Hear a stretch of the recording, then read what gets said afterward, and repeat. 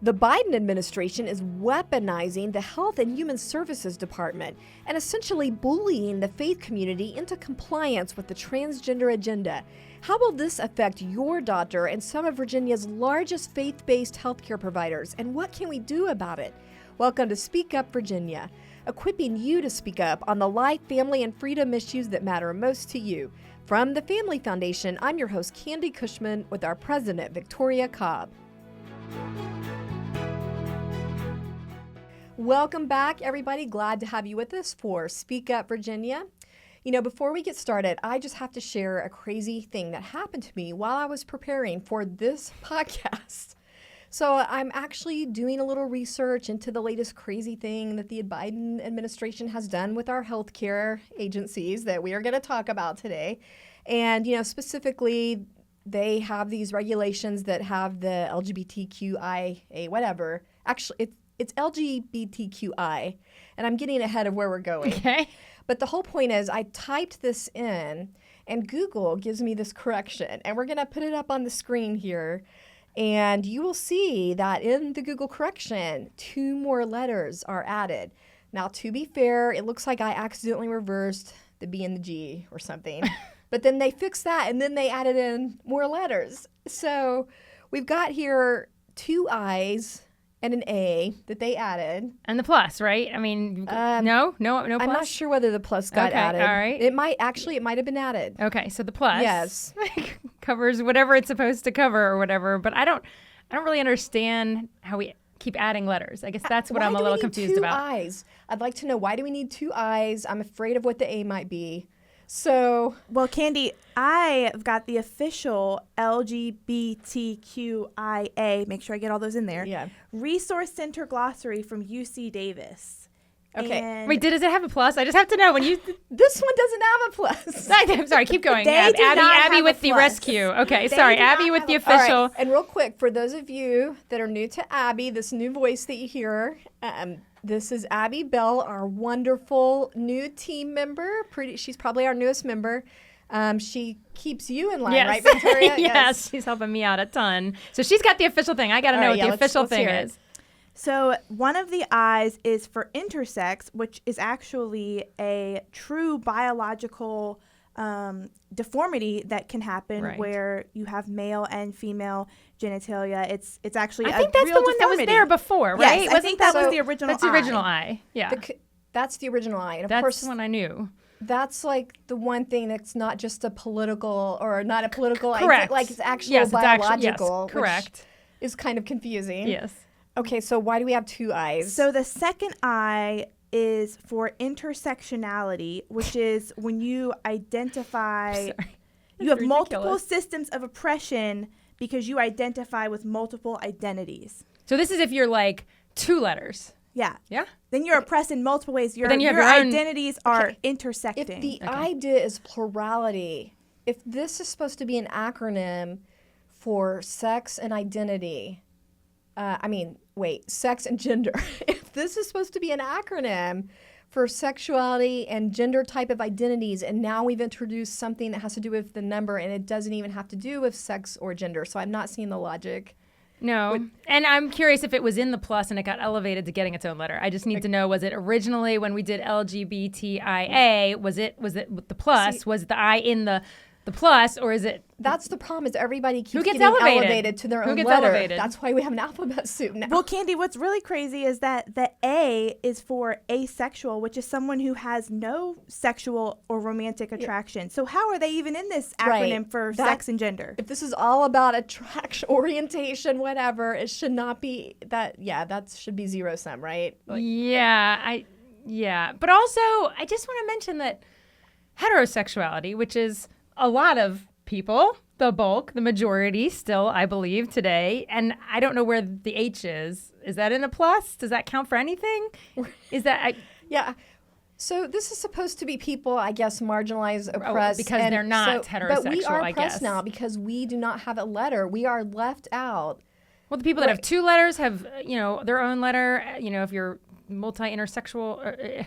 I mean, I say we as in heterosexual woman right? Like, well, Candi, okay. they do have women included in this glossary, but they chose to spell it. I'm going to spell it because I don't know how to pronounce this. It's spelled WOMXN.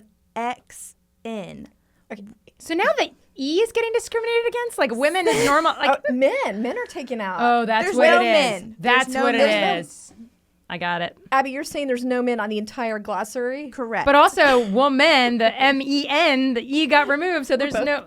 This is why we have people that are candidates for Supreme Court that cannot define women, because we can't even spell at this point. And I just have to point out, as someone that was an English major, they do not have a vowel.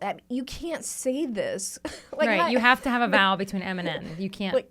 Womaxen. Womex? Oh, because the N is still there. You're right. You're Say it making again, the X Abby. about. Womaxen. Okay, so there we go. That's Sound like that's you're better than saying I could do it. Vixen. That's better than I could do it. All right, well, any final commentary on my Google correction?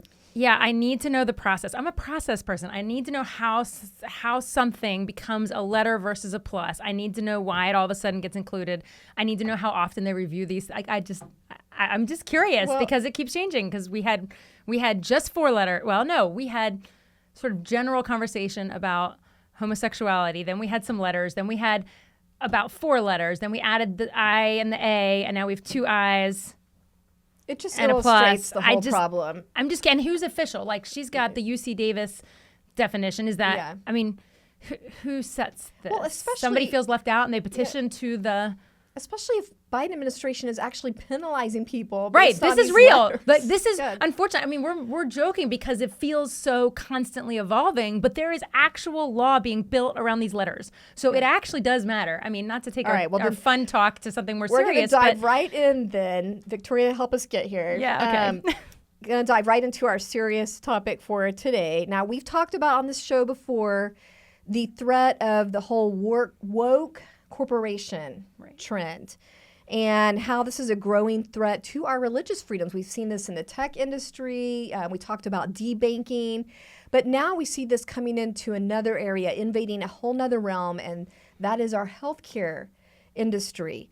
The other day we learned about this threat. Now, Victoria alerted us to this because she's on these, chat circles and everything where people hear about it. It wasn't really on our radar because the mainstream media really hasn't been covering it. So you were one of the first people that alerted me to this whole thing. I mean, yeah, thank heavens we have friends that have been involved in this regulatory process at the federal level, or we would never know these things. Because, I don't think there's been a lot of media coverage. But basically, I immediately got concerned because it sounds like there's a new way the Biden administration is weaponizing the federal government to essentially, they're going to use the U.S. Department of Health and Human Services, and they're going to basically bully the faith-based community into compliance with the transgender agenda. That's alarming.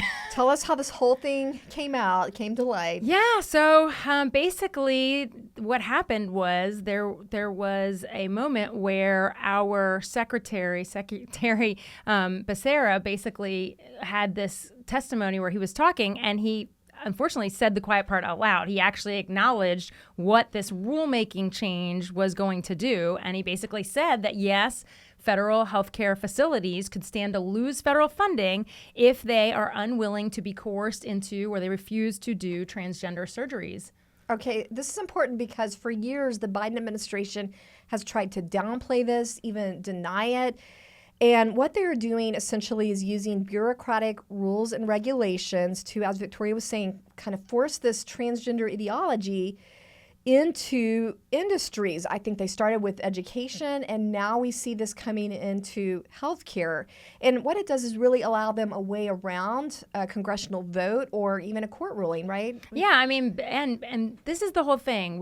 This rulemaking, people worry about the deep state. This is what they're talking about when things are sort of below the surface and they're not being done by our elected officials. So basically how this came to light is there was a recent House hearing and a Republican representative from Illinois, Mary Miller, did a fantastic job questioning Secretary Becerra and basically boxing him into the corner and forcing him to directly answer questions about this. And she asked him the direct question: if doctors refuse to do these controversial gender procedures, the transitions, will healthcare organizations or hospitals that they work for, well, those entities lose federal funding. And that's when Secretary Becerra basically let the truth slip out. Let's go ahead and take a look at that.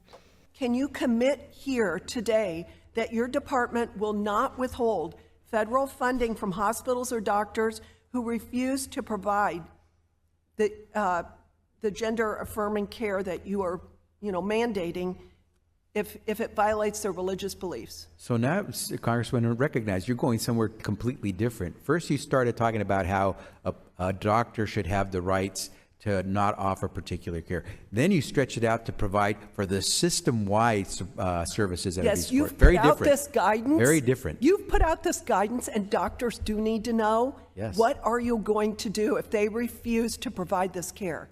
A doctor, if that doctor has religious objections, that doctor under these rules is not required to offer the Okay, care. so you're committing here today that you will not withhold federal funding, Doctors don't get federal funding, ma'am. but the hospitals do. Okay, so now talk to me about the hospital. Are you saying that the... Don't confuse the two. Okay. A doctor's not a hospital. But the doctors are working in these hospitals. Are you going to say today, are you committing that you will not withhold federal funding from those healthcare facilities? If a healthcare facility is violating the law and not providing the service they're required to, we they are knew not that entitled you to the would resources. withdraw federal funding.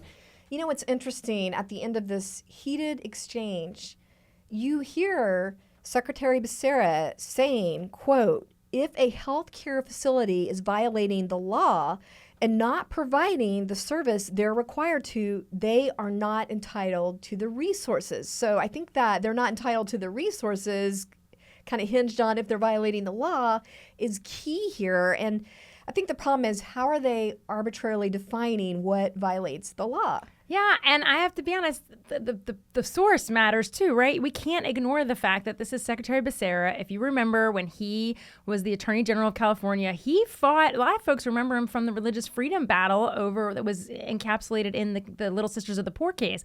And so we have that. He also was the guy that wanted pregnancy centers to advertise for abortion. I mean, he's been elevated to this position, and he's now in this position of setting policy that will impact the entire country. And it's quite frankly very, very concerning. And I think people, when he hints at this, I don't think we should take it as like, oh, he accidentally slipped up. I think we should take it as this is the kind of thing that he clearly is consistent with his previous behavior. He has a proven record of going after after faith-based groups and pro-life as well. So they have reason to be concerned. Also, so clearly, I think we can assume from this, right, that if they refuse to provide, if medical providers refuse to provide so-called gender-affirming care, they're in danger of losing this critical federal funding. So I think that's what people are concluding from this, him saying the quiet part out loud. And I just want to point out and ask you about this, Victoria, considering that there are large Catholic-based healthcare providers and nonprofit ministries, especially right here in Virginia. How is this going to impact our healthcare providers? Yeah, I mean, 4 of the top 10 largest healthcare facilities are Catholic in the country. I mean, this is not a small, isolated incident here. We're talking about a lot of healthcare. Certainly in Virginia, in our area, the big one is Bon Secours. But I mean, and I can't speak to how each one of them, what their policies are on this. You hope they're actually true to Catholic doctrine and they actually don't do this kind of thing. But I know some of them don't for sure. So the question is just what's going to happen when this showdown occurs. And I think we also need to realize there are medical doctors that just think this is a bad idea. So it isn't even only, yes, they just literally know this is not a good idea. So we can talk about that a little bit. But I mean, this is about faith-based people. This is about actual science. And again, it's just the federal government coming in and trying to make decisions for healthcare providers. Okay, let's back up a little bit and talk about the tactics of this. Tell us about the regulation being used. Yeah, so basically a few weeks ago, they announced that there was going to be, there's this new updated version of Rule 1557, which was a rule under Obama's Affordable Care Act. And essentially, the rule, which originally, just to describe what it sort of does, it basically said groups can't discriminate against people based on their sex. So you can't withhold healthcare treatments based on somebody's sex. The problem is, and you can see where this is going, they obviously have now updated it to change the definition of sex to also include gender identity. So essentially, Section 1557 now declares, quote, prohibition against discrimination based on sex includes LGBTQI+, which I assume That's my Google correction. Yes, I assume this is where your issue came in. So basically, they can force hospitals to provide this controversial transgender procedures or so-called gender-affirming care. Those terms still kill me. And they have to do that under the threat of losing federal funds like Medicare, Medicaid. I mean, these are real. This can affect Yeah. poor people, elderly, if they really go the whole way here. Yeah, it depends which funds they take. If Yeah. they take them all, they take a piece. But the problem is that's necessary to provide health care. Okay, so I just want to address real quick this phrase we keep having to use, gender-affirming care, what that's really about. Just real quick, what is that really about? I mean, the way that words have been tortured around trying to define things, this is the last thing that is truly caring for an individual. To take a child who might be confused around their gender and to sterilize them for the rest of their lives, that is the last thing we should ever be calling care. And also that the hormone therapy, it can be irreversible. It can be surgery, it can be hormones, and invasive surgery. And we know that there are many adults now that are detransitioning. We've had Chloe Cole involved with our organization and others. I mean, the thing is, these things don't detransition well. If this idea that you can come back from that, no, you have physically altered your body in such dramatic ways. The human body that was never intended to be physically altered that way. And so this is tragic. We don't hear about sterilization. That's right. not just some scare tactic, right? So just say a little bit about that. This is literally like telling a 13-year-old kid, that's confused about their gender, you're going to become a different gender, and then they're not even old enough to think about if they ever want to have children. So the idea that you're changing the body parts that are most essential for girls to become pregnant, that is horrific, because that's not a decision somebody even thinks about.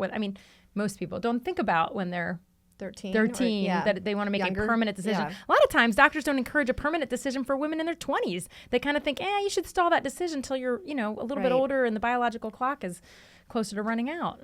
All right, I want to address something else real quick. Everybody heard Secretary Becerra trying to make it sound like that this rule has religious freedom protections. Tell us the truth behind that. Yeah, you again go to the source. We know who this is, and so whenever there's sort of something that gives a nod to religious protection, be clear that it isn't like our religious freedom lawyer groups that we love are helping write this language. This is the left trying to pretend that there's going to be some way that you can opt out, and the reality is, I think we saw what he actually thinks about this religious freedom language, because he basically said, they could lose funds. So we should not count on this language to do anything to actually protect religious freedom.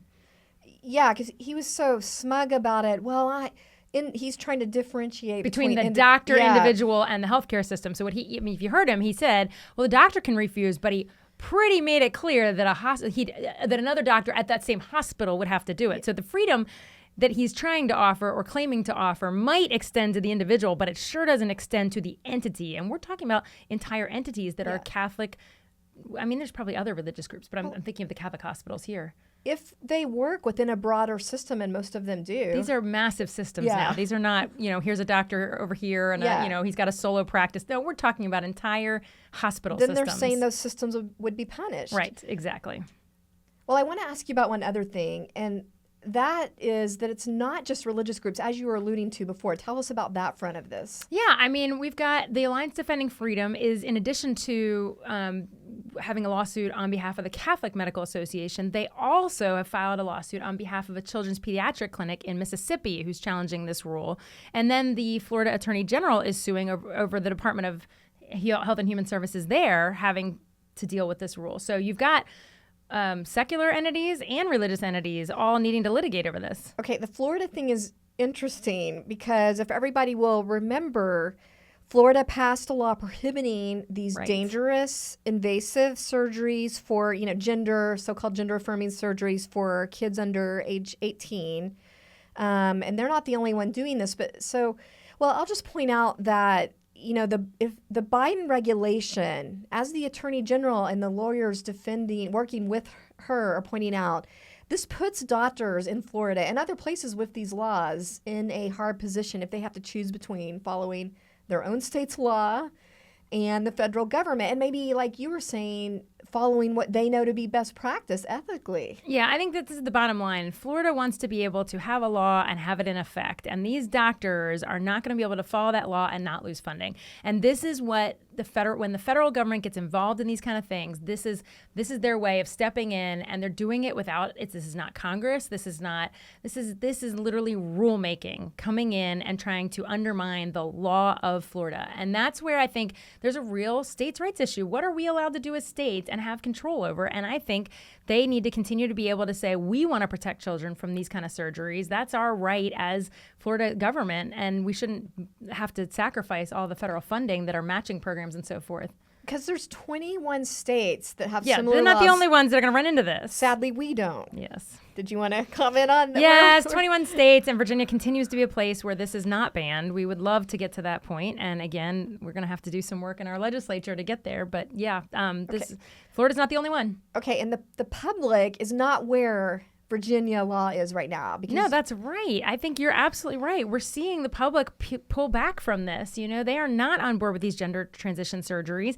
And we're also seeing that there are now studies that are being published. So I think a really interesting study came out in April that said that those who underwent gender affirming surgery, gender change surgery, had a suicide risk of 12 times higher than those who didn't. That's a reason to pull back. that is huge. Yeah, and I think the study was really interesting because what it did was it examined data from 56 different healthcare organizations across the United States, and they looked back on data that was from 90 million patients. And their conclusions were so damning. They basically said, look, quote, gender affirming surgery is associated with a significantly higher risk of suicide, death, and suicide/self-harm. Yeah. I think with all that said, you have a real issue here of the federal government inserting itself between you and your doctor, which I find especially ironic because what have we heard over and over from the left? Between a woman and her doctor. Yeah, between a woman and her doctor. Even I've heard it the other day, even individual and their doctor. So total inconsistency on this. If there's any law that even hints that a doctor should do something, we get told that's not appropriate. But in this case, it's fine to take away all the federal funds to force doctors to do surgeries. It's stunning, actually. Complete reversal of what healthcare should be doing. This is not care. This is forcing doctors to do something that not only religiously they might oppose, but literally science is starting to, the data is starting to say this is no good. All right, well, let's wind this down here. It's been a really heavy topic to get your mind around. Victoria, what can people do about it at this point? Can you offer us some encouragement that way? Well, when these rule changes do come up and when they're in the process, we got to find out about them earlier. We got to kind of make our voices heard. At this point, we're in a real situation. So we're still, there's a lot of pushback. These lawsuits are going to be the number one way that the pushback happens, is that we actually have to litigate at this point. And we need to know that these are the kinds of issues that matter when we think about elections. When we think about who we're electing, are we going to have a governor that's going to ban this in Virginia? Are we going to have a House and Senate that are going to pass a law that get us there so that our kids aren't forced to do this? I'd rather be in that 21 states. And so far, our governor has been protecting religious freedom. He has Yes. been vetoing bills that don't have those Yes. protections. So at least on that front. That's been great. Yeah. We just need a better legislature to get on board with stuff like this. All right. Well, remember those words. Stay tuned to our alerts. If you are not already signed up for Speak Up Virginia alerts, you can do that at our website, familyfoundation.org. Remember, we are stronger when we speak together. Remember to share our Speak Up Virginia playlist, and we'll see you next time.